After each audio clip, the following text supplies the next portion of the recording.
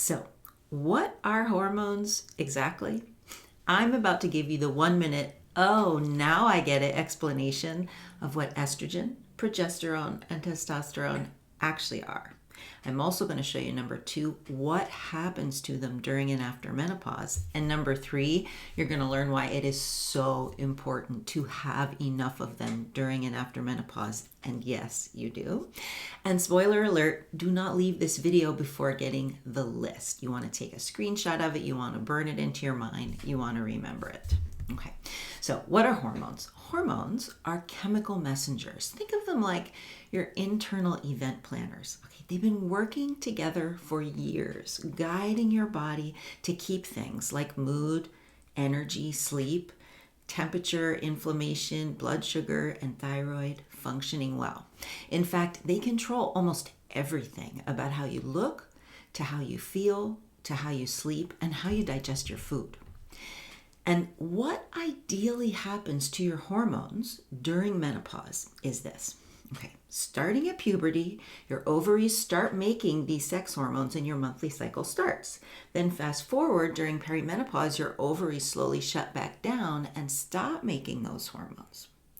But the body was designed to then switch over. As the ovaries shut down, your body was designed to switch over to making those same hormones in other places. Your adrenal glands are a big one. Now, the adrenals won't make as many hormones as your ovaries did, so your overall hormone levels will drop, and they're no longer high enough for you to have your monthly cycle. But the hormones are holding steady. They are still there, circulating in your body during and in all the years after menopause. That's the plan, okay? If your body follows that plan, you feel great. You can have a symptom-free menopause and this really slow, healthy aging after menopause. It's a great plan. So what goes wrong that causes so many women to have such severe perimenopause symptoms? Well, when the ovaries shut down production, no one steps in to take over making those hormones for you.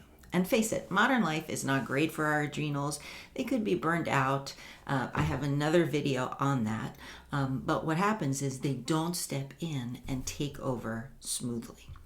So instead of this gradual transition of hormones during perimenopause, you get a sudden drop, and that can easily cause very severe symptoms. And then after menopause, if no one steps in and takes over making hormones, you could have very low hormone levels, and they could be near zero after menopause.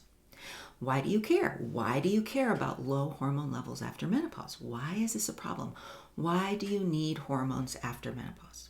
Here's why. Because having high enough hormone levels after menopause is one of the biggest keys to healthy aging. And take this in. This is fountain of youth big, okay?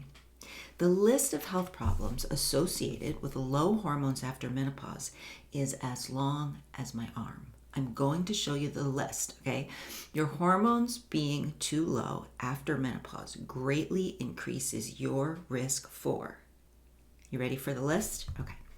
If progesterone is too low during perimenopause especially, it can cause dangerously heavy periods, spotting, anxiety, fatigue, depression, severe mood swings, trouble sleeping, severe PMS, headaches, migraines, breast tenderness, bloating, decreased sex drive, and the dreaded hormonal weight gain. So if early perimenopause feels like hell, this is likely why.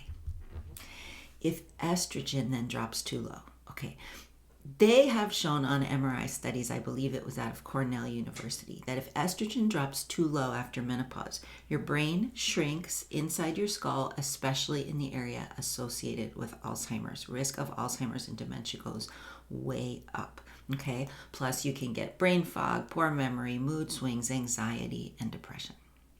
Heart and kidney disease, colon cancer, wrinkles, sagging skin, gum disease, dry mouth, losing your teeth, dry eyes, and blurry vision. Risks of those increase significantly. Risk of heart disease either doubles or triples without this hormonal support. Okay? Weight gain insulin resistance and increased inflammation. This increased inflammation alone is a major risk factor for so many diseases of aging that are actually only a symptom of aging with increased inflammation. It has its own name. It's called inflammaging. And keeping your hormones supported is one of the best ways to help control inflammation levels in your body. Inflammation is a major risk factor for joint pain, arthritis, but also cancer and a number of other things. These low hormones can also lead to genitourinary, right? Vaginal dryness, so severe it can not only cause painful intercourse, but incontinence, atrophy, recurrent UTIs, yeast infections. I mean, this is not even a complete list, okay? This is just a partial list of the many, many, many reasons why you want to keep your estrogen supported. Testosterone is just as important. If it's too low, it can cause low energy, low libido, low thyroid, and feeling cold. And is your sex life over? Do you have any interest in it? Do you want that back, right? Low metabolism. And without your metabolism turned on, forget diets. They won't work, and weight loss is almost impossible. You need testosterone for these. And also osteoporosis, right? Loss of bone density, loss of muscle mass, loss of strength, increased risk of falls and fractures, plus slower bone healing. I want you to think about this. Not being able to stand up off the toilet without a handrail, not being able to get up a couple of stairs, not being able to carry your own groceries in from the car every year you're alive, okay? That's what's on the table. And it's easier to prevent hormones from falling too low than to rebuild them after they've already fallen, and that faster aging and degeneration has already started. It's true what they say, that heart attack I had in my 50s started in my 20s. This is the time. Menopause is a great opportunity. It is the time to start protecting yourself against those diseases of aging down the road. Okay, not only will you get symptom relief by doing this, you will get all these health benefits later.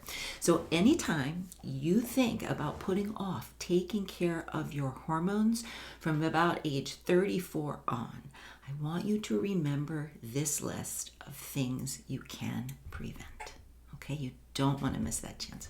So basically, to sum up, supporting and topping off your hormones during menopause can relieve or prevent symptoms, and after menopause, it can help prevent everything on that list. So basically, these are the closest thing you will find to the fountain of youth. Okay, I want you to remember that. I want you to burn that list into your mind. I want you to take screenshots of it. Okay, I want you to go back and look at it again whenever ever you need to be inspired to start taking care of your health and your hormones now. I want you to, if you're like, well, this sounds too good to be true, then I want you to go watch my Menopause Blueprint Master class, where I take a little bit more time and lay out exactly how it works. And you can see like, wow, that actually makes so much sense. It is true. I can have this kind of control over how I look and feel. And I feel like, all women just simply must know this if they want to have control over their menopause symptoms and their health after menopause. So check out the other videos in this series on hormone leaks and traffic jams to see how you can do this successfully, how you can keep your body on this plan, how you can successfully support those hormone levels. Because by showing hormone leaks and traffic jams are the number one thing likely to prevent you from being able to do that successfully, okay? Whether you're supporting your hormones with natural remedies or hormone therapy, if you've got these leaks and traffic jams, nothing's gonna work as well as it could. Okay, and if it, like I said, if it all sounds too good to be true, just definitely check out my Menopause Blueprint Masterclass. I'll link it below to see why. If you haven't heard about this before, hey, I'm just one voice. We're trying to spread the word. Women really need to know this. So if you now have more of an understanding of what hormones are, and it feels good to know how much control you can actually have over how you're looking and feeling, not just now, but down the road, then be sure, like I said, there's other videos in this series, but go ahead and subscribe, share this video with someone, a friend, a sister, a mother, a coworker, a grumpy neighbor. You'd be surprised how much this can help. I am Dana Lavoie, the founder of Making Menopause Easy, and When you get to that moment when you're ready to stop letting any more time go by before getting on a plan to manage your hormones now and for the rest of your life, get in touch. Until then, I'll see you in the next video.